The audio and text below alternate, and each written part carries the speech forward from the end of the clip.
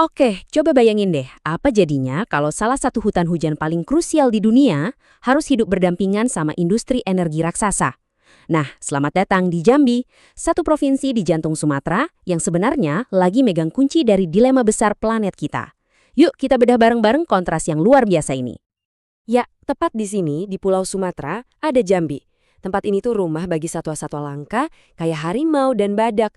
Tapi di saat yang sama, di bawah tanahnya tersimpan cadangan batu bara yang masif banget. Ini benar-benar dua kekayaan yang, bisa dibilang saling bertolak belakang. Dan ini dia nih pertanyaan utamanya. Gimana caranya semua ini bisa hidup bareng? Kisah Jambi ini pada intinya adalah soal pencarian keseimbangan. Menarik banget buat diikutin. Oke, biar kita benar-benar paham apa yang dipertaruhkan di sini, kita harus mulai dari hartanya yang paling berharga. Keanekaragaman hayati Jambi yang wow, luar biasa. 1,38 juta hektar. Kebayang nggak segede apa? Itu luas Taman Nasional Kerinci Seblat. Biar gampang, luasnya itu lebih dari 20 kali lipat luas Jakarta. Jadi ini bukan sekedar taman ya, tapi udah kayak benteng pertahanan terakhir buat banyak banget spesies. Dan di dalamnya, isinya tuh para raksasa yang sekarang statusnya terancam punah.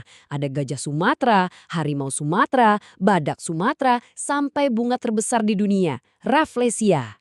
Ini benar-benar harta karun hayati kelas dunia yang ada di Jambi. Nah, sekarang kita geser ke ekosistem lain yang sering banget dilupain, padahal perannya vital banget. Lahan gambut. Hutan kayak orang kayu hitam ini tuh ibaratnya spons raksasa buat planet kita. Dia nyerap dan nyimpen karbon dalam jumlah yang gede banget. Anggap aja dia ini semacam bodyguard yang lindungin taman nasional yang lebih besar di sebelahnya. Tapi, ngelola lahan gambut ini nggak gampang. Di satu sisi, ancamannya nyata banget. Kebakaran, perambahan lahan, perburuan liar. Tapi, di sisi lain, ada harapan. Alam itu punya kemampuan buat pulih sendiri kalau kita kasih kesempatan dan yang terpenting, masyarakat lokalnya mau loh jadi mitra buat ngejaga. Jadi kayak dua sisi koin gitu. Terus, gimana cara nentuin langkah terbaik? Nah, para ahli biasanya pakai analisis SWOT. Mereka memetakan kekuatan, kelemahan, peluang, sama ancaman.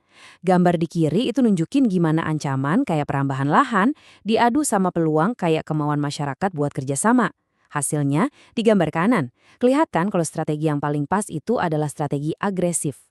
Maksudnya, Jambi harus memaksimalkan kekuatannya buat nangkep semua peluang yang ada. Ini bukan nebak-nebak tapi benar-benar peta jalan yang dibuat berdasarkan data. Oke, dari alam liarnya yang menakjubkan, sekarang kita pindah ke kekayaan warisan manusianya. Karena Jambi itu nggak cuma soal hutan. Kalau ngomongin Jambi, kita harus ngomongin identitasnya yang tertuang di atas kain, batik Jambi. Ini beda loh sama batik dari Jawa. Batik Jambi punya karakter Melayu yang kuat banget, warnanya berani, dan motifnya khas. Dan yang bikin keren, setiap motifnya itu bukan cuma gambar, tapi punya cerita. Ada angso dua, alias angsa dua yang jadi ikon Jambi dan simbol harmoni. Terus ada durian pecah, simbol kemakmuran. Jadi ini bukan sekedar kain hiasan, tapi filosofi hidup yang ditenun dengan indah. Kutipan ini benar-benar pas banget.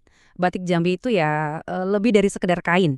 Dia itu simbol, penanda budaya Melayu, dan juga warisan artistik yang berharga banget buat kawasan ini.